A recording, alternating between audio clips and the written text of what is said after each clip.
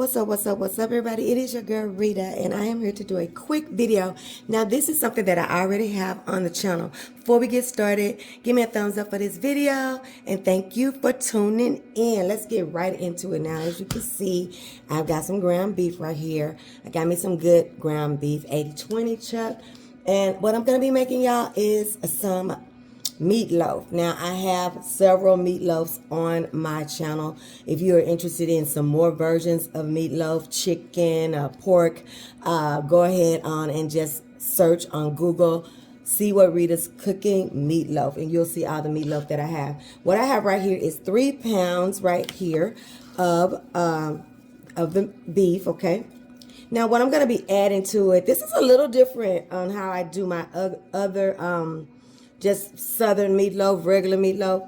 What I've done right here, you guys, is this is a half of an onion. And what I've done is I have sauteed this onion in butter, about a tablespoon of butter. Now, anytime I saute some onions, it's just in me to put me some minced garlic in there. You don't have to. Just get you a half of an onion, chop it up good, and saute it on the pan, in the pan for 2 minutes or so, whatever it takes for it to get good and sauteed. Now, what I also did is you can see the pan, you can see the butter that it's gotten cold, and that's because everything that goes in here, it goes in room temperature. So you're gonna let those onions get cool completely, okay? And then what this is, you guys, is this is 3/4 cups of milk, 3/4 cups of Italian breadcrumbs, and 2 eggs, okay? And I mix this all together. This will be equivalent to if you just use some bread, some sliced bread. When I use sliced bread, I put milk on top of it, and then I season that bread, okay? That's what this is equivalent to. You see it's got this texture to it. So it's going to go right into this mixture as well, okay? This is better than trying to dump everything in there and then that's individually, I'll say it like that, and then try to mix it. Now with meatloaf, y'all going to have to get on in there with y'all hand. Y'all are eating it. You know, I'm not taking this to no potluck. This is for my family.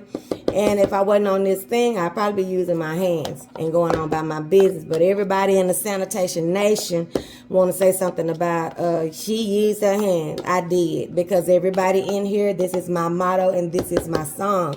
They came out of me or they be in me. So you don't got to worry about it, because I'm not making it for you. I'm making it for my family.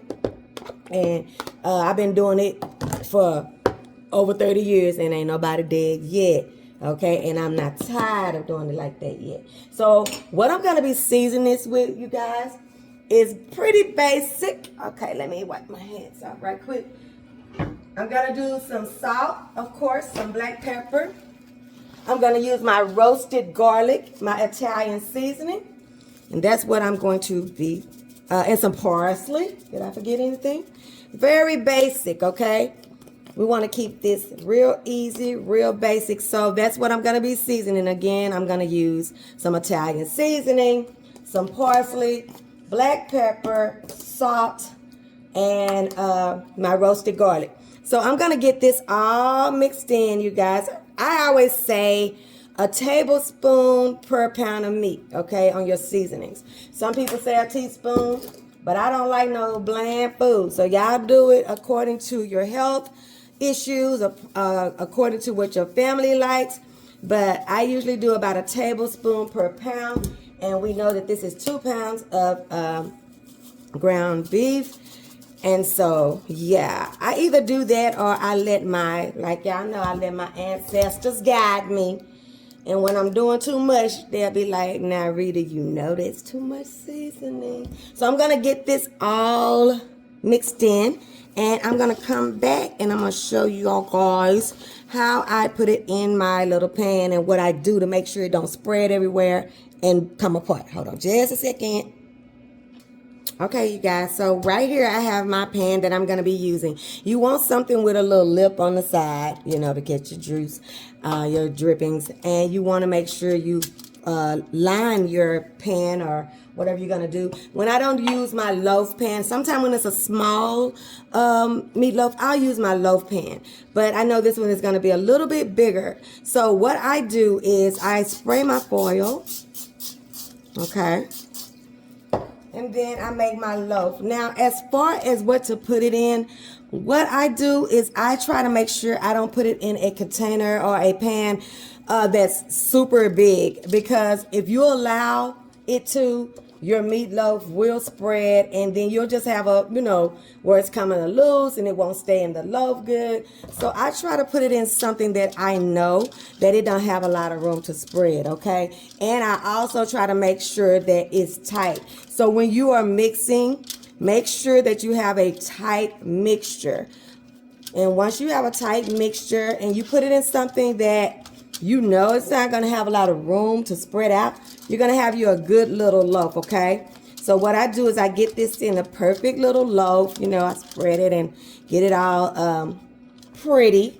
Y'all know I am about stuff looking good when it's going to go in my mouth. Okay, well, I open myself up for that joke. But anyhow, we're going to just get our loaf together. This is going to be going in a 350 degree oven, you guys. I'm going to put it in there, and I'm not going to open my oven for 40 minutes, okay? At the 40-minute mark, we will be putting our sauce on there. I will show you what I use. Of course, you don't have to go fancy with the sauce, honey. Some ketchup, some barbecue sauce, something for some little heat, something for some little sweet, and you got what you need. Okay, so we're going to be putting this right in that oven, and at the 40-minute mark, I will come and we will put some glaze on there, and then I'll show you how I make glaze. We're going to be out of here, okay? Be back. Okay, you guys, this is after 40 minutes in the oven, 350. Okay, now this is my glaze. Now for glaze, you can run the gamut on glaze. I like something sweet, something with some heat, and a little savory. So what I'm using is about 2 tablespoons of chili sauce. Not the sweet chili sauce. They have a sweet one, like a Thai one, and then they have a more savory one. This is the savory one. And I have about 2 tablespoons of that, 2 tablespoons of ketchup, and about a tablespoon of brown sugar. Now, I would suggest that you taste yours first.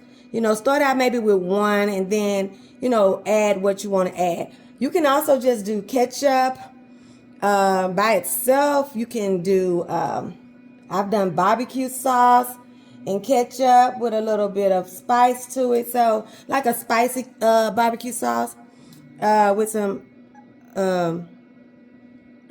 brown sugar. I've done all of those things. So don't worry about the glaze. Just make it, the way you like it. Or you can make this one that I just made. What I'm going to do now, you guys, is just put this back in the oven for about 10 to 15 minutes. And my meatloaf will be done. I like to do enough sauce so that it goes down the sides of my meatloaf.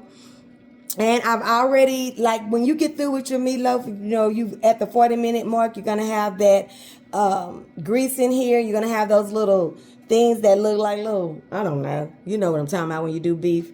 Little, I don't even know what to call it, y'all. But I've already cleaned that all the way off and dumped that. And then I do this, and I put this in there for about 10 to 15 more minutes, like I said, and this will be done, and I will show you my plate.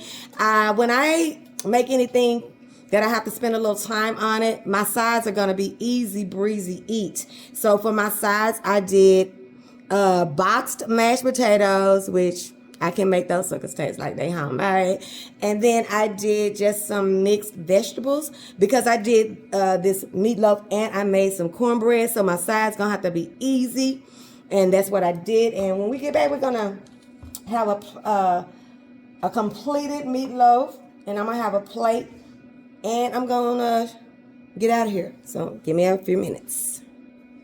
Hey y'all, so we are at the end of this video, and here is the final little results of this meatloaf So easy, you guys. I know you guys probably know how to make a meatloaf, but what this is just some little tweaks that I do. Now it's even a little bit different from what the recipe that's already on there. So this is it. I'm not gonna cut it right now because you guys, I am not ready to eat. So don't be tripping. I will have a cut piece, or I'll have some cut pieces or something on the for the thumbnail. I might make a plate, and I like I told y'all, I did some boxed mashed potatoes. And just look at that texture of those mashed potatoes, because the secret to this, on the mashed potatoes that come in the box, you do more potato than the liquid. Okay, if it says 1 and 1, I do 1 liquid and 2 potatoes. That will make them thicker. They will soak up the liquid more. I also don't use all water for my liquid. I use water and milk and chicken broth for my liquids. And I do my butter and my seasonings and stuff like that. And it just gives it a better texture. Like, let me let you see. They're not all watery. They're more like homemade. You see that? Oh, okay, I might as well eat it, huh? But you see that? So think about that the next time you do some boxed mashed potatoes. And then I just did me some mixed vegetables. And y'all know I got a recipe for my cornbread, and how I do my little Martha. What is it? It's not, because I was calling it the same, something different. Not Martha Stewart. Martha White, y'all. I was calling it for years Martha Stewart. And I know that's not right. But the Martha White cornbread, I tell you how I do this. I got a hack for cornbread. So look that up. See what Rita's cooking. Cornbread. If you don't want to go through all of my videos, always just search, see what Rita's cooking, and put what you're looking for. You can usually find it. I have over 400 videos on my channel, so I probably have already made it. And if I haven't, make sure you just let me know in the comments. And I'm going to get out of here, you guys, and I will see you on the next one. I know somebody is so mad at me for not cutting this right now, but I just don't feel like cutting it right now. I'm going to stick to my word. You're not going to bully me. I'll see y'all on the next one when we see what Rita's cooking. Don't forget to like, comment, share, subscribe. And don't forget, your food ain't all the way live until it's been Rita's Ties. I'll see you on the next one. Bye.